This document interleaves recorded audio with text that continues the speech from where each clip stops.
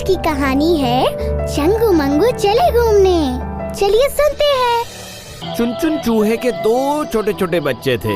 यो उन्होंने अभी अभी चलना सीखा था, पर थे वे बड़े शरारती। सारे दिन कुछ न कुछ उछल कूद मचाते ही रहते थे। पल भर भी चैन से नहीं बैठ सकते थे। चुन चुन चूहा उनकी शरारतों से तंग आ गया। कभी वे एक दूसरे से ही लड़ने लगते, कभी बिल से बाहर जाने लगते। चुन चुन चूहा उन्हें समझाता रहता। चुन चुन चूहा बार बार उन्हें बताता कि तुम दोनों अभी बहुत छोटे हो, बिल से बाहर न जाया करो। बड़ी मुश्किल से वो उन्हें घर में रोके रखता। एक दिन की बात है, चुन चुन चूहा खाना लेने बाहर चला गया। उसका बड़ा बेटा चंगू अपने छोटे भाई से बोला, मंगू, आज तो घर में बैठे बैठे बड़ी घुटन सी लग रही है, चलो बाहर ही घूमने चले। मंगू बोला, भैया, पिताजी तो बाहर जाने के लिए मना करते हैं। वो वापस लौट कर आएंगे तो हमें घर पर नहीं देखेंगे तो नाराज होंगे। पर हमें तो जरा सी देर हो जाएगी, पिताजी के लौटने से पहले ही घर वापस आ जाएंगे। चंगू बोला। मंगू भी चंगू की बातों में तुरंत आ गया। अब वे दोनों ही घूमने बाहर निकले। बिल से बाहर आकर उन्हें बहुत अच्छा लगा। वे चिन्मय के सारे घर में घूमे। खाने की मेज पर दोनों भाई चढ़ गए। वहाँ चंगू मंगू ने छक्कर दावत उड़ाई, तरह तरह की मिठाइयाँ और फल खाए। उन्होंने इतना अधिक खा लिया कि उनसे चला भी नहीं जा रहा था। तभी चिन्मय और उसकी माँ खाना खाने आ गए। विवश होकर चंगू मंगू को मेज पर से उतरना ही पड़ा।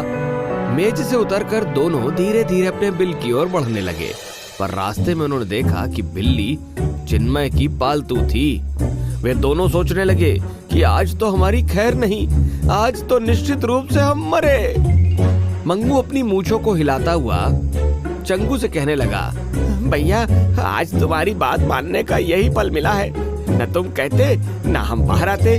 पिताजी की बात मान लेते तो यूं हमें मौत के मुंह में न जाना पड़ता। बड़ों की बात मानने का यही पल होता है। चंगू बोला, हाँ, ये बात तो मैं भी समझ पा रहा हूँ कि हमें पिताजी की आज्ञा का पालन करना चाहिए था, परंतु इस समय तो अब धैर्य रखो।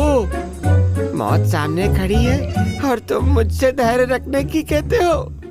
मंगू झुंझलाते हुए बोला, भाई, अधीरता से तो कोई काम चलेगा नहीं।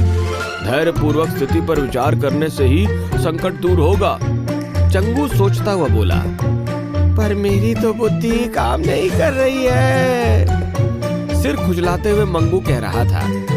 चंगू ने समझाया, भाई, विपत्ति में जो सोच विचार कर कार्य करता है वो निश्चित ही विपत्ति को दूर भगा देता है, इसलिए विचारो और संयमित रखो। फिर चंगू ने मंगू को एक उपाय बताया। वो बोला, अब हम साथ साथ ही चलेंगे। तुम दाहिनी तरफ से बिल की ओर जाना और मैं बाईं ओर से आऊंगा। इस प्रकार बिल्ली का ध्यान विभाजित हो जाएगा। उसे चकमा देते हुए हम बिल में घुस जाएंगे। यदि मरेगा भी तो एक ही भाई मरेगा, क्योंकि इस प्रकार बिल्ली एक ही ओर झपट्टा मार सकेगी। एक भाई तो बिल में सुरक्षित पहुंच जाएगा, वही पिताजी को सारी बात बता देगा। ये बात मंगू को भी बहुत पसंद आई। अब दोनों तेजी से दो ओर से बिल की तरफ बढ़े। बिल्ली ने मंगू पर झपट्टा मारा, तभी चंगू पीछे से बिल्ली पर फुदक पड़ा। बिल्ली चौंक पड़ी, उसका पंजा ढीला पड़ गया। इतने में पंजे में फंसा मंगू दौड़कर बिल में घुस गया। बिल्ली ने जितनी देर में पीछे मुड़कर देखा, उतनी देर में चंगू भी बिल में घुस चुका था। इस प्रकार से जैसे तैसे चंगू मंगू की जान बची। मंगू के शरीर पर कई जगह कुछ खरोच भी आ गई थी। चंगू ने उन खरोचों पर दवा लगाई। अब दोनों भाइयों ने अपने कान पकड़े और निश्चय किया कि जब तक वे बड़े नहीं हो जाएंगे और जब तक पिताजी उन्हें आज्ञा नहीं देंगे, तब तक वे बिल से बाहर नहीं